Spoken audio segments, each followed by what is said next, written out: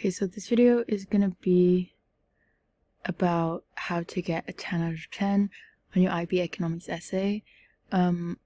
This is an example of one of my essays. However, I don't know if I can really show it fully, but I just want to prove my, the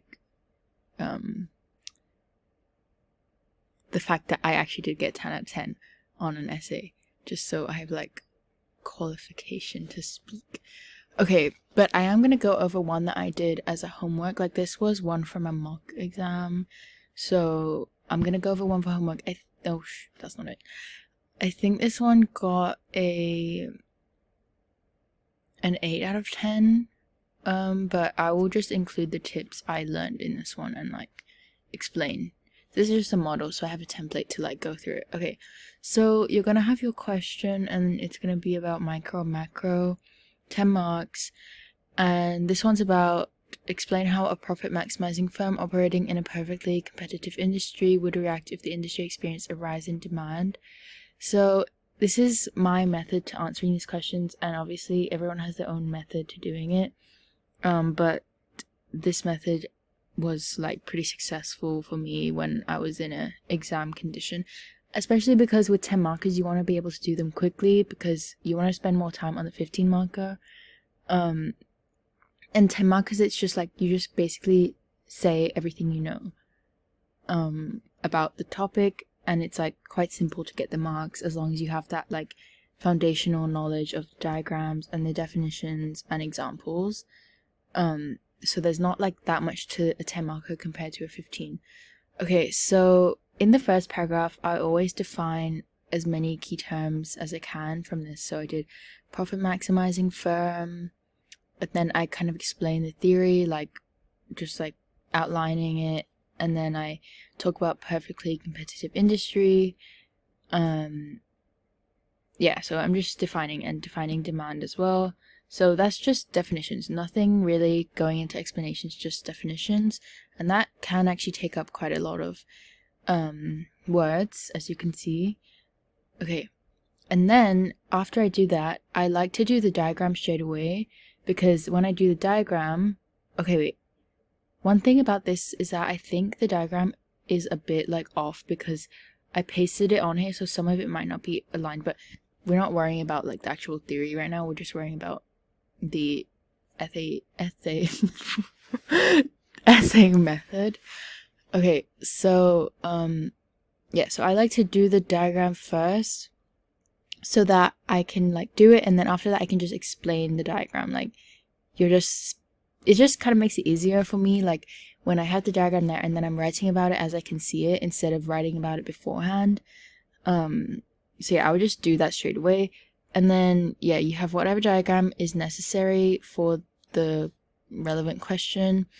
And then you kind of go into explaining the diagram and linking that to the question. So I'm saying about, I'm just explaining the diagram, to be honest, what happens and in more detail. So I'm using the economic terminology in relation to the diagram and the question. And I'm also going into an example. So one thing really good is, if you can, this is kind of more relevant to, well, it's kind of easier to do in micro because you can kind of make up more things, in my opinion. So here I just did it that they were producing courgettes. That was really random, but yeah. And then I used that and I talked about it here. So that's my example.